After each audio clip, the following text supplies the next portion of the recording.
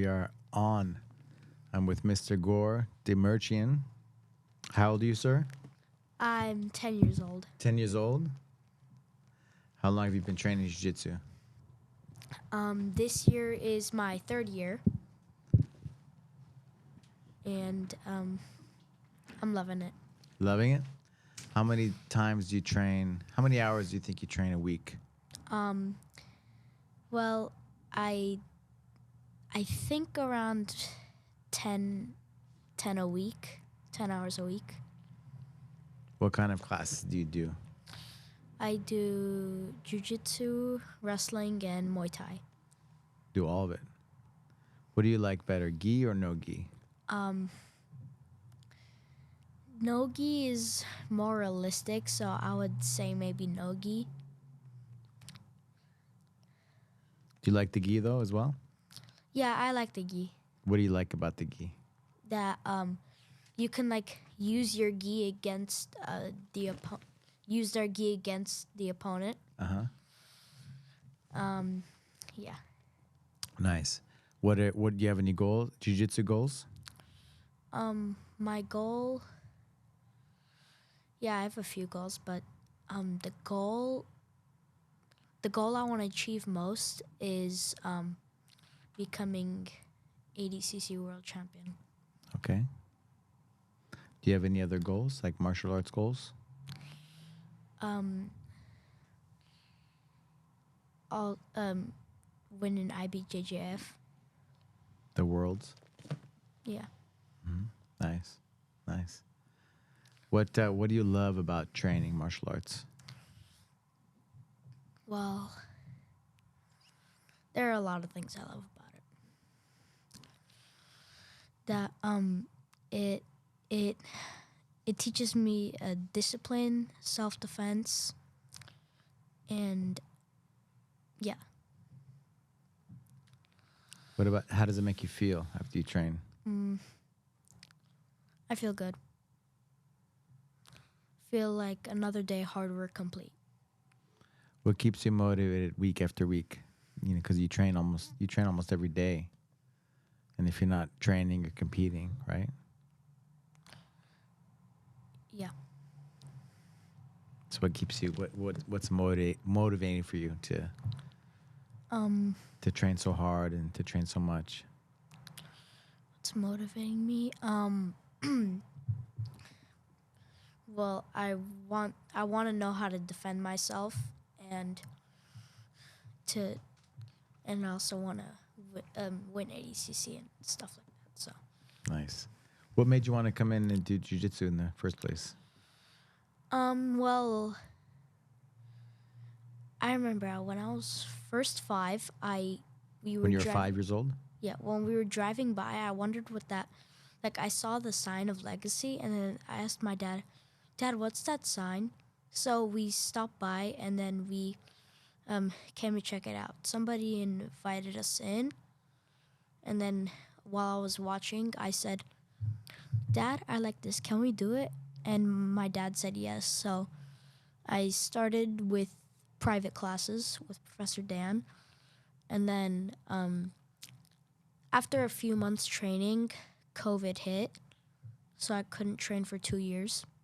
And then when I was 7, I came back in, and then I started training.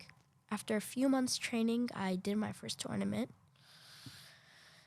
I got 3rd place.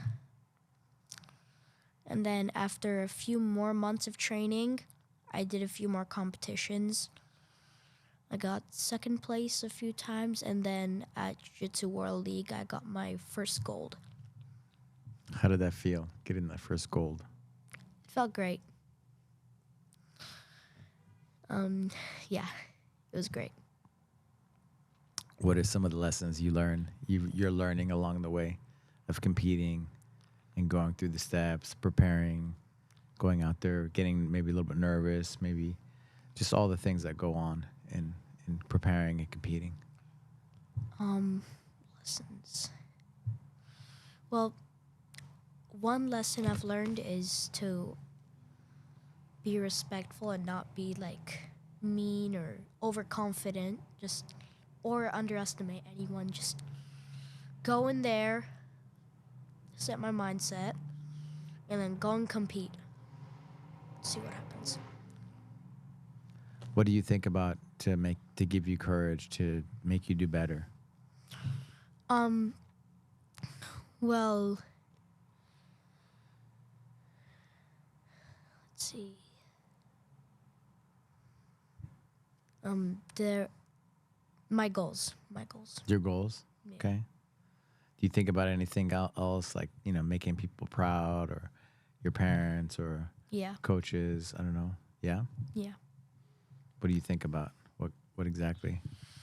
Well, after all these years of training, all the time my parents have spent with me, helping me, encouraging me, I want to make them proud. Also, my coaches and professors. What about for life? Like, using these martial arts for life, how do you see it, improving your life? Or what are your life goals, actually? I'll ask you that. My life goals. My life goals are to grow up, have a good life, and also continue training. Continue training. Nice. What about just could you say a little bit more about, like, just life goals, what you want to be doing in life? You have any dream besides the competition things? Are there other things that interest you? Yeah. One of my life goals is to become an architect. Architect? Yeah. Nice. What made you want to become an architect? And Or makes you want to become an architect? well, I don't really have to spend hours and hours and hours doing the work that engineers do. I get to conduct the process, say what I wanna say, what needs to be built, and also explain things. Okay. Nice. Nice. We were talking about when we came in, what's flow fit? And you always ask me good questions when in class, when you come for the new class on Saturday sometimes, right? You always ask me, like, really good questions, like that normal, they're like adult questions, and they're really good adult questions. It's always very smart and intelligent. So you're asking me, what is flow fit? Yeah. Okay. It's like, have you seen tac fit? What it is? Yeah. What is tac fit? What do you think tac fit is? Well, like it. I don't really know much about it, but I think it's something to work out your body. Mhm. Yeah. Like functional training, right? Yeah. Yeah, and so flow fit, there's like it's like based on this methodology called CST, circular strength training. And so we have like the flow fit and the club bells. The flow fit is kind of like the moving yoga, being able to be mobile in all the different directions, you know. And so it's like very scientific, very precise in every part of like tac fit, and it makes you really strong, real strength, like real like kind of functional strength, and then also mobile as well. So that's really good for grappling and just for life, right? That's like true strength, right? And then the club L is like our main tool, and that's how that was like the strength component, but we use all kinds of tools, right? Workout tools like kettlebells, barbells, every piece pretty much, steel maces, right? And the tac fit is like the methodology and the system, or the brand rather, right, behind everything, all the training. Yeah. Yeah. What makes you like, you came into Legacy? What do you love about Legacy? It's a great gym, has great coaches and professors, great classes for everyone. Babies, kids, adults, Babies, pretty much, right? With geese, babies, kids. What else? adults too. What do you love about Muay Thai? Muay Thai, well, it's I like to work on like punches, kicks, and like my more close to boxing stuff, Mm-hmm. just in case if I need it in the future. Yeah, it's really great and fun, and also helps me work on things that I feel like I need to work on.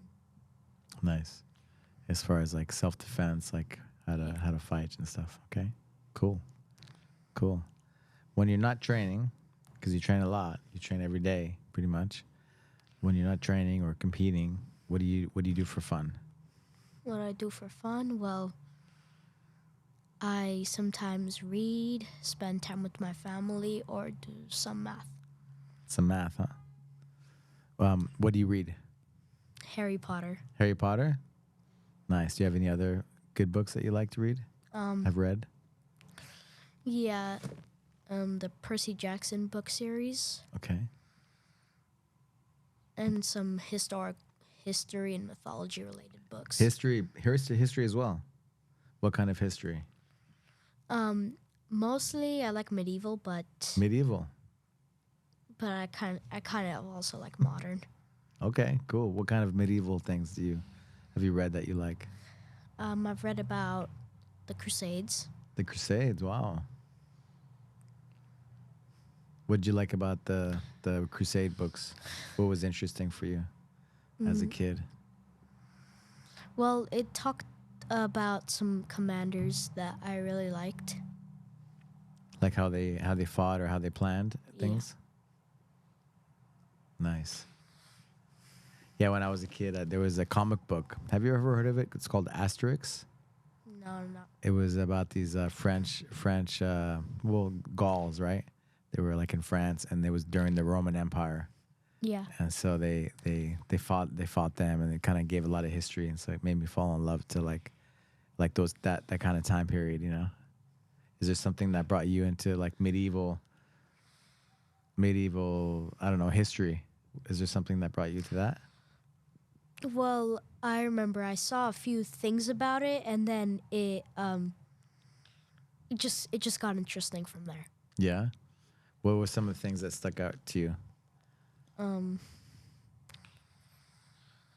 the Crusades, the Roman Empire, or the Roman eras, Mm-hmm. Byzantium era.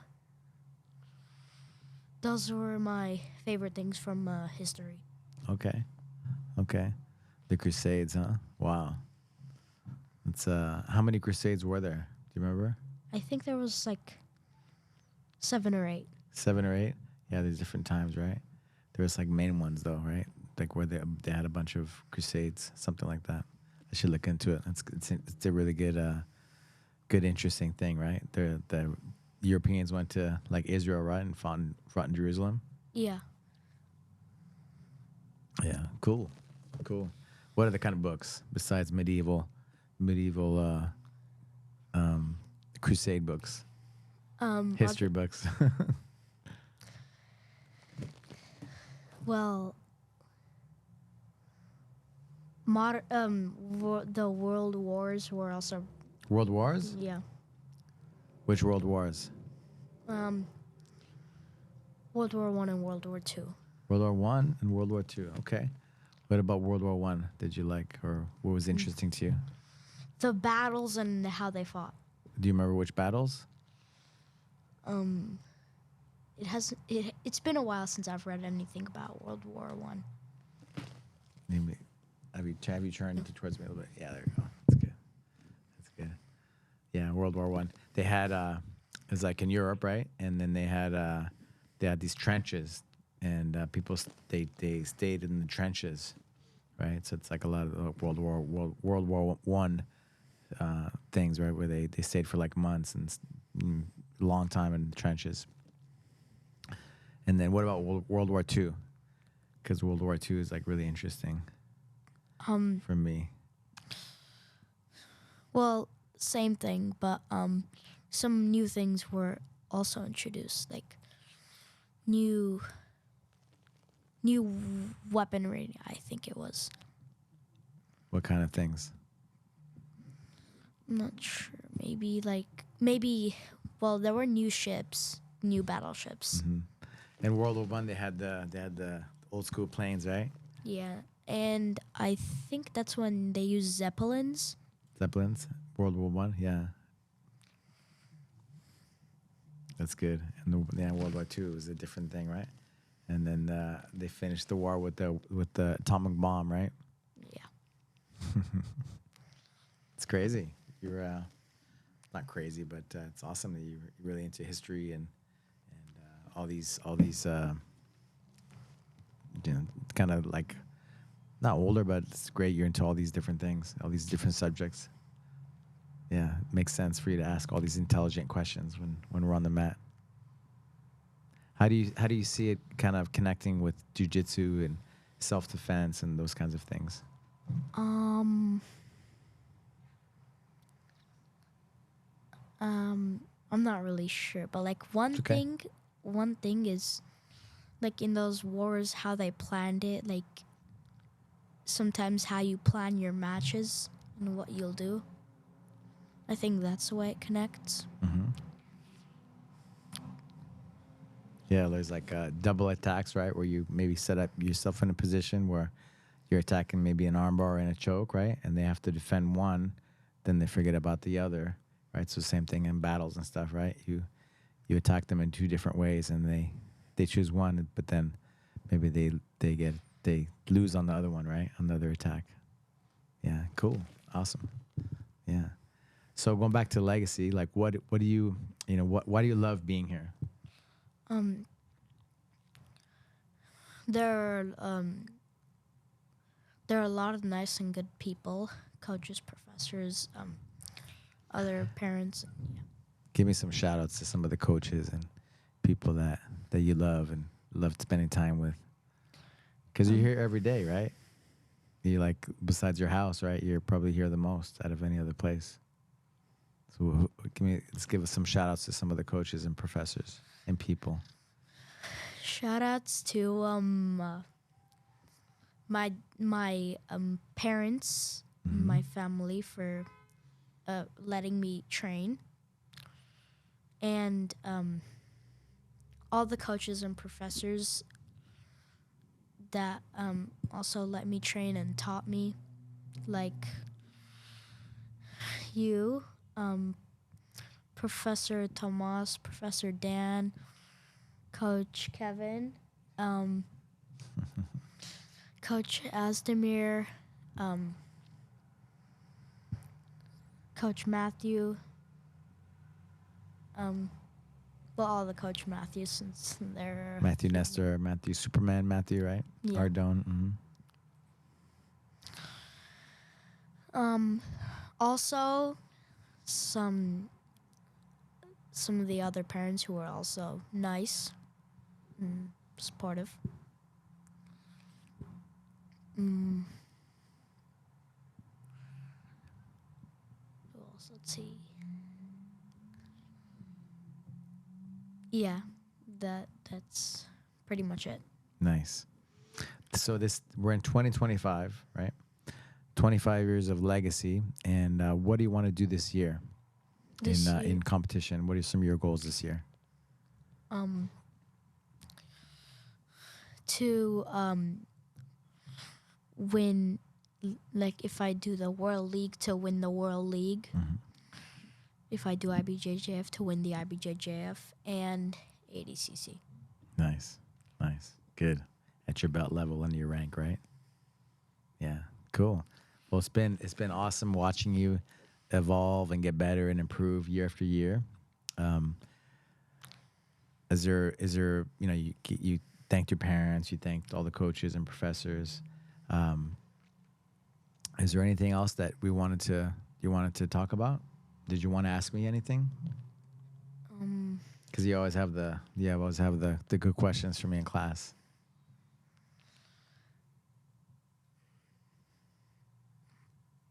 when was um, when was Legacy founded? Yeah, so in 2000, like the school, so it's 2025, so 25 years ago. Yeah, I was in New Mexico, another state in a town called Santa Fe, New Mexico. And so we were one of the first like jujitsu schools, like even in the country, in the U.S. Yeah, we had a lot of fun. Yeah, 25 years ago, younger. Where was the first legacy made? The first gym Yeah. in Santa Fe, New Mexico. hmm It's like a smaller town. It's like about 60,000 people. So it's, there's like 10 million people in Los Angeles. So Santa Fe is like a much smaller town. There's not a big university.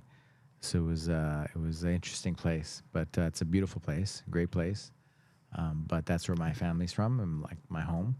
And so I decided after living in Brazil for a lot of years, right, and committing full time into jiu-jitsu, that's where I decided to open up the first gym. Yeah. Where was the where was the latest legacy? The latest legacy? The latest legacy today, they're opening up Legacy in San Diego. Professor Sururu Edson, George, right? He's opening up his gym in San Diego in Point Loma. Point Loma, San Diego. Beautiful, right on top of the hill. Great neighborhood. I'm really excited for him because we've been friends for 30 years, and he was one of my main training partners. Imagine one of your main training partners from growing up, right? And then all those years together, and to see you want to see your friends succeed, right? Yeah. So it's nice to see him start his legacy in San Diego with his family and his daughter, because she's also grown up on the mats.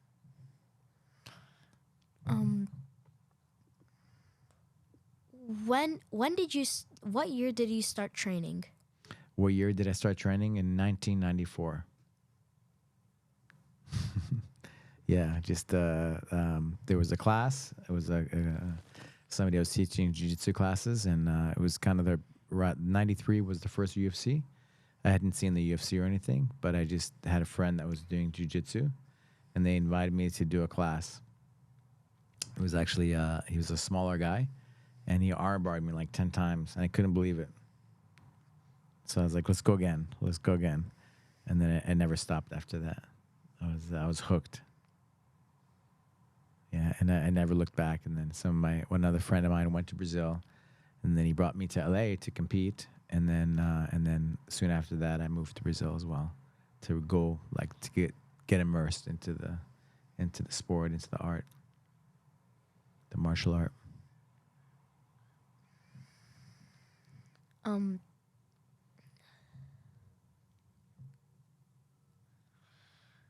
What was the first competition you competed in? The first competition I competed in. Ooh, that's a good question. I think I came to LA my friend brought me to LA for a couple tournaments. There was in the Real Jiu-Jitsu tournament. It was this thing called the Joe Moreira Invitational. And yeah, it's not around anymore, but he was one of the first people to do jiu-jitsu tournaments really in the U.S. And so they had the Joe Moreira tournament, and then I did the second Pan American Championship as well. So those are the first. Those are the first two legitimate jiu-jitsu tournaments. But then before there was legitimate jiu-jitsu tournaments, I did like the grappling divisions at like karate tournaments.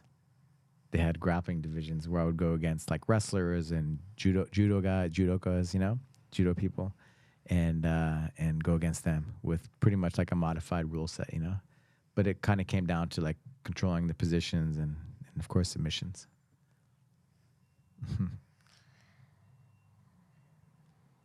Also, what year was your first legitimate competition? 96. Yeah, 1996. 'Cause that's the first time I came to LA.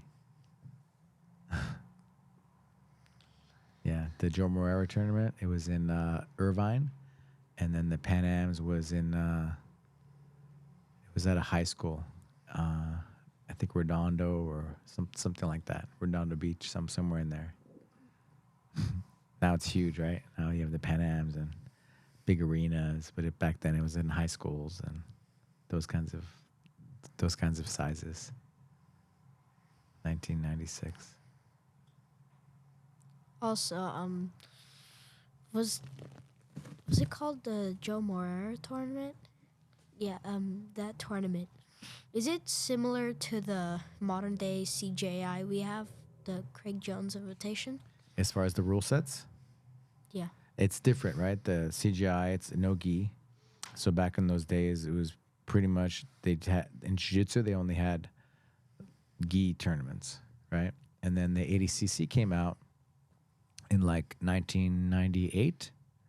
So in 1998, the Sheikh of Abu Dhabi, he came to university here and actually in San Diego, and then he went back and then he started the Abu Dhabi Combat Club, the ADCC, and then he put on these tournaments with, back in those days in 1998, $10,000 for the first place prize was huge, right? It was a lot of money because there's like inflation where the money gets less valuable with time.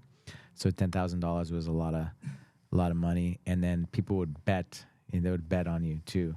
And so like some of the guys, like I think Mario Sperry, some of the people that won the open weights, they got like gold swords and all these jewels and things like that. Like, and people would also, like I said, bet on them, and so they would get all these extra bonuses as well. So guys were making a lot of money, and it became like super popular. Everybody wanted to be a part of it. And I think the first year was 1998.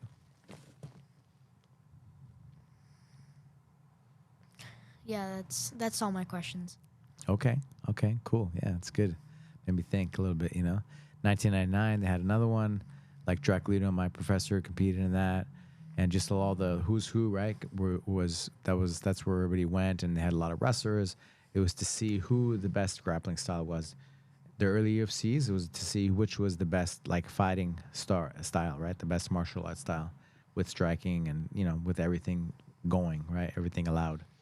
And then the ADCC was the best grappling style. So they had sambo, they had wrestlers, they had judokas, and they had jiu-jitsu athletes, And the jiu-jitsu athletes, were able to adapt, and most of them won pretty much. So it really showed like the effectiveness of if it was just grappling.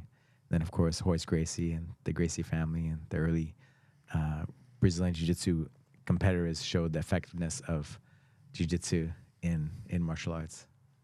So it kind of changed everybody's perspective on what you needed to know to win a fight. Changed the world, the martial arts world. And so everybody had to learn jiu-jitsu. Now, today and age, everybody knows everything, right? Everybody kind of has to be pretty good at everything.